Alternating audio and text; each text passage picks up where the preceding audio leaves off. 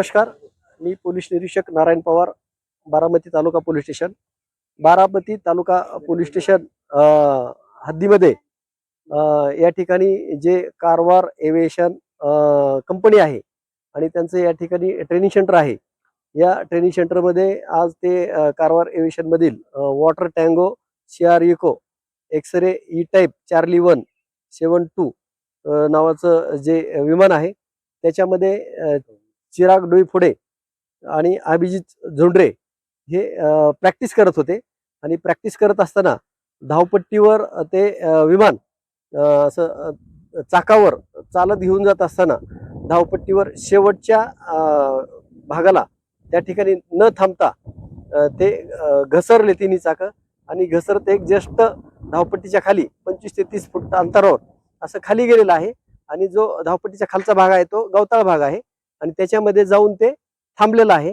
त्याच्यामध्ये कुठं ते असं उड्डाण घेताना किंवा लँड करताना किंवा टेकअप करताना असं काही ते वरून पडलेलं नाही. उडत असताना ते धावपट्टीवर चालत असताना ते पुढे थांबायच्या ऐवजी घसरलं आणि घसरत पुढे धावपट्टीच्या पुढे जाऊन गवताळ भागात शेवटी थांबलेलं आहे.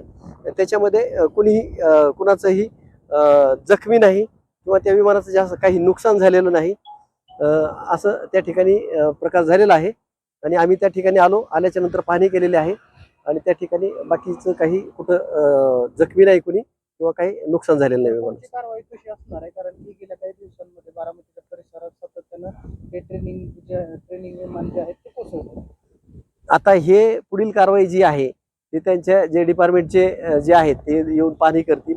नेमकं ते पुढील काय आहे तर ते त्यांचं डिपार्टमेंट करेल.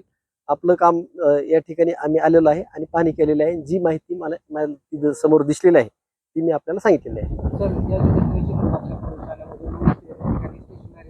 केली जाणार आहे आणि किंवा जर ती नोंद केली गेली असेल तर त्या संदर्भात काय पोलीस प्रशासनाकडून तपास केला जाणार? हो, त्याच्यामध्ये आम्ही झालेली घटना काय आहे त्या ठिकाणी आम्ही वरिष्ठांना त्याची माहिती कळवतो, स्टेशनरी नोंद घेतो आणि त्यांच्या डिपार्टमेंट मार्फत त्याची इन्क्वायरी आणि चौकशी पुढे होईल.